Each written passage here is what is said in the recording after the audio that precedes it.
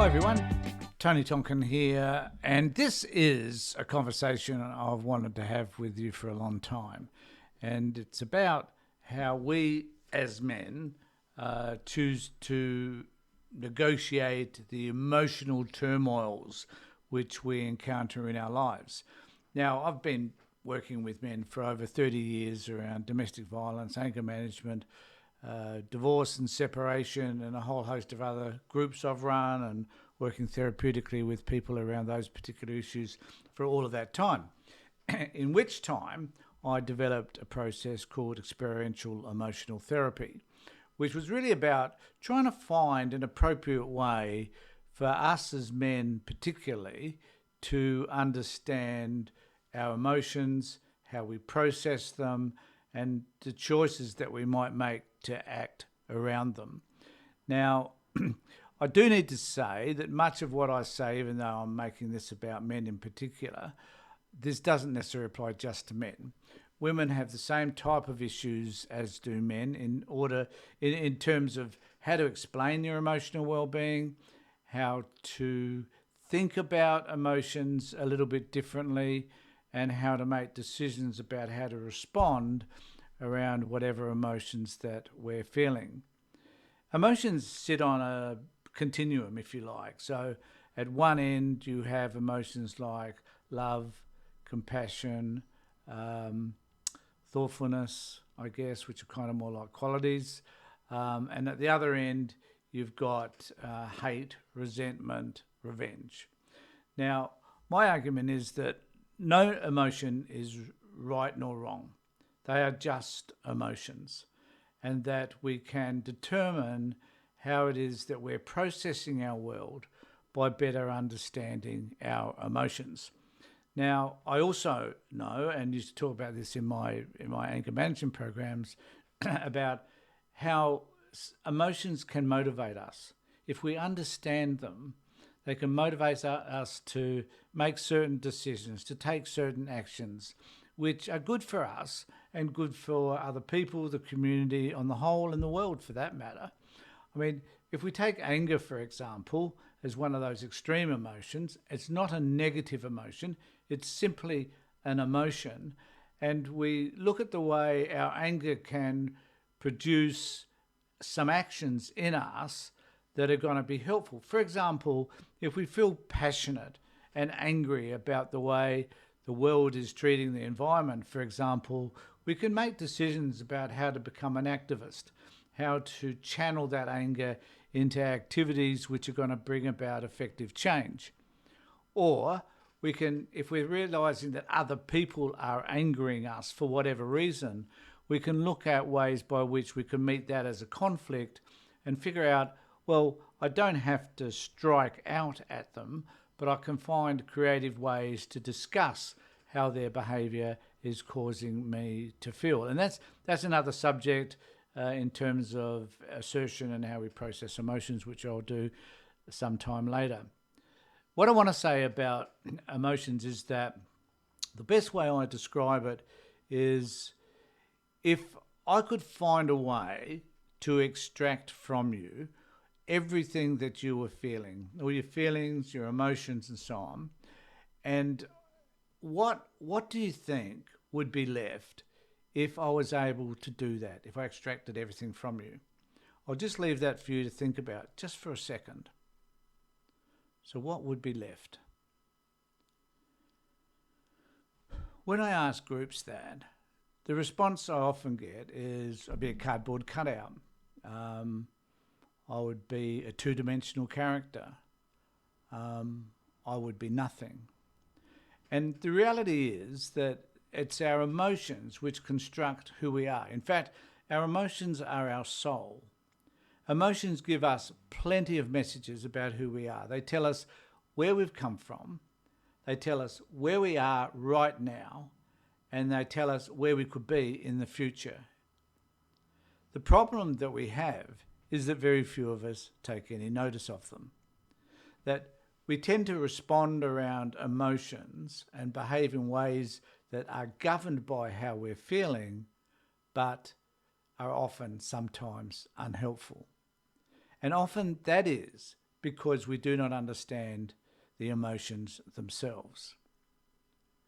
So what I would like to talk about then is the opportunity for you to investigate, to find out what your emotions are. And the best place to start is by looking at events that have occurred in your life that have created an emotional response. And if you think about that in terms of what was the emotion, how would I best describe that emotion?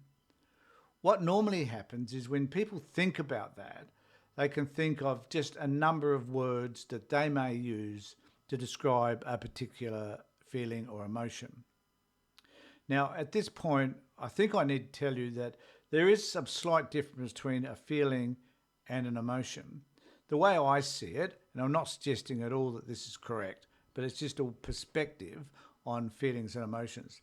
Feelings kind of are the subtle things that we experience, that they are feeling, I don't know, betrayed, maybe, feeling resentful, right? And then at the other end of the spectrum, we've got hate and revenge and a whole lot of other more intense feelings. And it's the intense feelings that are those that are emotional and which drive it. Loss can be an intense feeling. Grief can be an intense feeling. So they're deeply felt emotionals. Love, caring, thoughtfulness, and other stuff may sit at the other end. And some of that stuff that we feel at that end of the spectrum, I would say, are feelings. Emotions, though, are things which drive us to make decisions that sometimes are unhelpful and sometimes helpful. The problem with emotions for most of us, men and women, is that we don't tend to know what words to use to describe the feelings and the emotions that we're experiencing.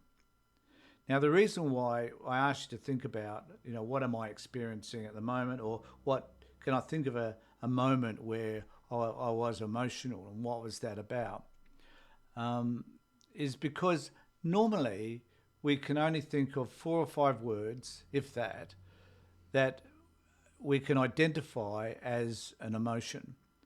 And I want you to think about whatever words you might have chosen when you're thinking about an event that caused you to feel emotional. What was there about the words that you might have chosen when you were thinking about that makes you think, well, I use that word a lot of the time. So a lot of people will say, I feel sad, hurt, frustrated, angry, resentful, for example. But the problem is that if we continue to use the same words to describe all of the emotions and feelings that we have, then after a while, that word just becomes innocuous. It almost becomes redundant because the meaning behind that word fades. Now, emotions are extreme. The number of words to describe the amount of emotions that there exist is kind of infinite in a bizarre sort of way. But finding that right word, finding the meaning behind exactly what is happening to you is really, really important. I'm going to provide an example of that. So some years ago, about 25 years ago now, I was working for an organisation in which I was being psychologically abused. I was being bullied. Now, it created a lot of emotional turmoil for me, and I didn't understand specifically what it was about that experience, apart from the fact that I had a manager who couldn't manage, micromanage, didn't know what she was doing, tended to find very covert ways to put me down. Now, one day I was having a conversation with my wife around this, and I came out and I said, I feel betrayed. I felt betrayed, and betray had a specific meaning for me because I'd been working as a social worker for a number of years. I had put everything I can into the business, the organisation that I was working for, and to be treated the way I was, given the expertise that I had and my commitment to my profession, was a betrayal. And then I started to think about all the other times in my life where I had been betrayed. And there were many. There were many. And so what I came to realize is that the feeling and the emotion that I had was not just about that one event. It was about a series of events in my life where I'd felt betrayed, but was being played out in that one event. So it was like a continual series of layers that were encapsulating my experience. Now, the reason why this is important is that when we look at an example that we might have in our lives and we've identified a specific word that has meaning, we feel that. It can bring out a load of unknown emotional responses to us. So it can create a great sense of grief, a ripping out of your stomach, a pain and throbbing in your chest. You can have some very severe physiological responses once we discover what that is. Now, my view is that creates us with an opportunity to be able to talk about what those emotions were once we've discovered the language. But if we just say, in my case, if I just said, I feel hurt, well, sure, there's plenty of times in my life where I've been hurt, but they're all different times and they're about different experiences. But the word betrayal had specific meaning for me. I felt it, I understood it, and it gave me something I could work with in order to make decisions about how I was going to deal with this particular incident at work. So for all of us, we need to find those words that best fit with us. I'll put down in the link below, I'll put down a website that I suggest you all go to. Now, I use these words on this website all the time. The point is, we're not trained to think of a range of words that fit with emotions. We're trained to think of words that we hear other people use to describe theirs, which are common words like hurt, sad, resentful, and angry. But what we do need to find are words that have meaning to us, specifically to us. So when you have a look at this particular website, which is simply, you can just type into Google feeling word list and it comes up with one of these websites. And what I've used this website many times, printed it out, give it to clients all the time. And what I ask people to do is to write a statement at the top about something. So when I think of my family, for example, I feel. Now, so you write a statement. So it's a statement about an event. When I'm visiting such and such a relative, I feel. When I'm spoken to in a certain way, I feel. And there are about 200 odd words on this list. And I simply suggest you go along without overthinking it. You simply just circle each one of the words on that list that relates to you. Now, there will be some words that will resonate more than others in that list. And the trick is to be able to find the 1, 2, or 3 words that resonate the most. And from those words, we try to work out, well, where does that word, that feeling, sit in my life? How often have I had that feeling? Is the feeling that I have about the thing I'm talking about at the top of that page, is that feeling intensified in this experience because of how I am feeling about all the other events that have occurred that relate to that particular word? We know that men who are angry often feel hopeless, powerless, and helpless about their world. And there are reasons why they feel that way. And it's helpful for men who are who are involved in angry outbursts, who treat people in derogatory and unhelpful ways, to better understand where their hopelessness comes from, to look back in their lives at times when they have felt hopeless, powerless, and helpless. The other example I'd like to bring to your attention is I used to work a lot with Vietnam veterans, and there were many cases where veterans would explode at their partners over the most insignificant things. And in my world, and maybe in yours, you too have exploded at what to other people seems really insignificant. Like people say, where in the fuck did that come from? So what I would like you to think about is, what events have you had in your life which other people may see as extreme given the event? And there's been a number. I mean, we could all think of things that annoy us, right?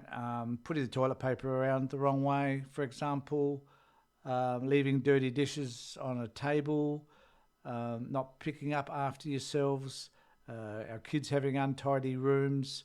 There would be 100 examples where we could feel frustrated, or that frustration may turn into anger. The behaviour may become extreme, and we may damage other people around us as well as ourselves. So what we need to understand is what informs that. When I was working with Vietnam veterans, it was interesting to see that there were some people who just liked everything in its place.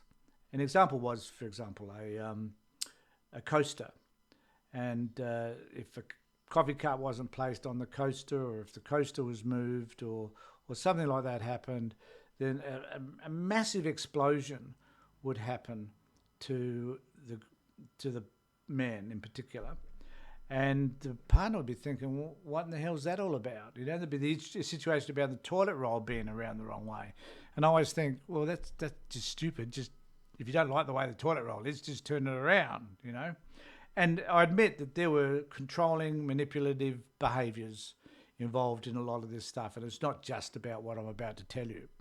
But for Vietnam veterans, everything had to be in its place and had to be in order, because in their training, they were trained to believe that if things weren't stipulated, weren't orderly, then they couldn't rely on other people to save their lives.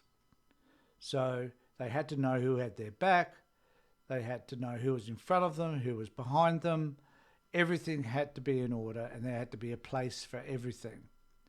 It seems out of the realms of reasonableness, I think, to suggest that a placemat represented out of order. But from some of the conversations I had with some of these guys, yeah, it did.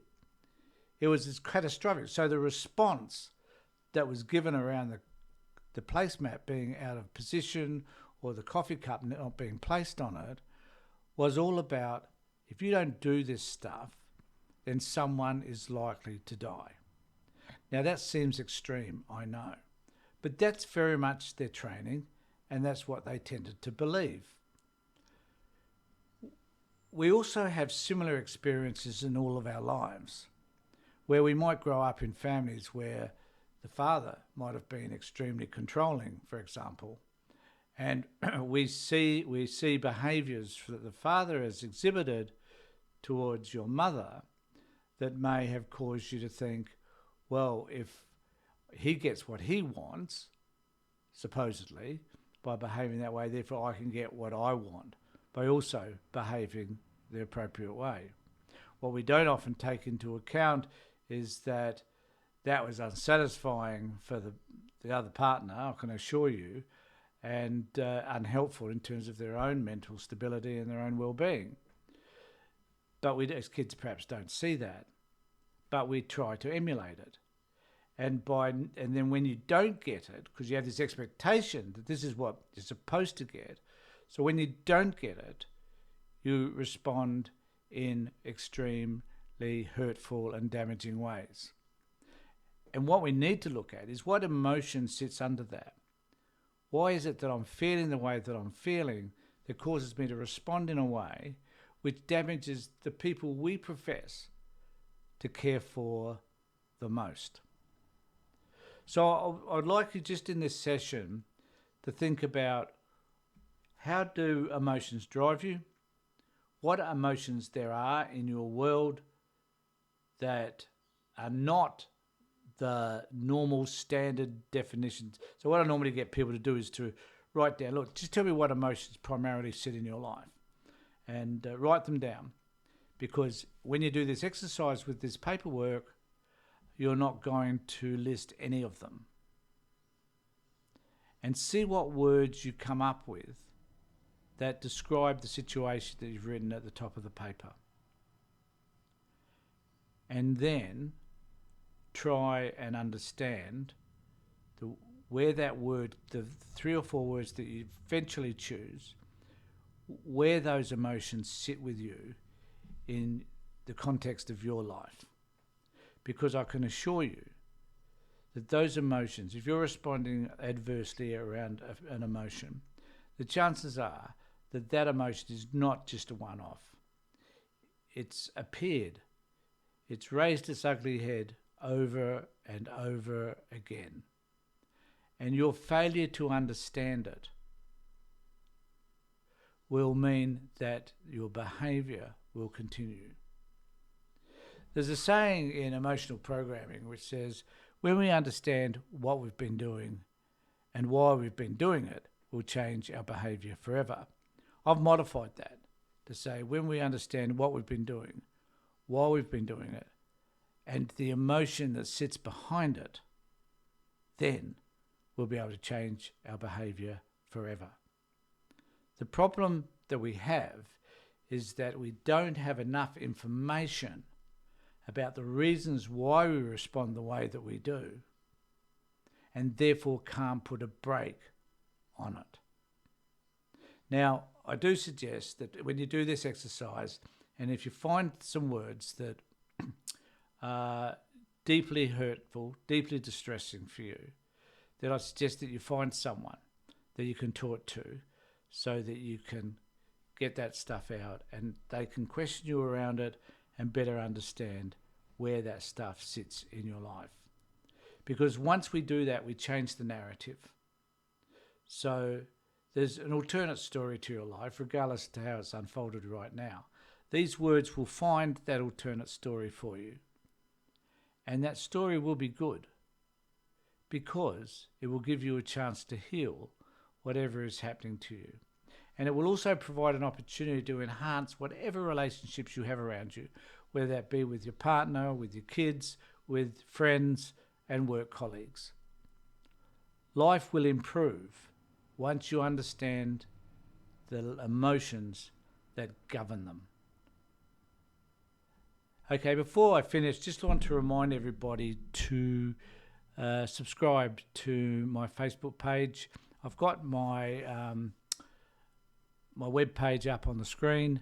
If you wish to have a look at that and all the videos I've put out, that's fine. But primarily, just go to my YouTube, subscribe, ring the bell. Also, if you've got any questions that you'd like to put towards me in relation to any of the things that I've talked about, please put them in the area below in the comments section, and I'll get back to you.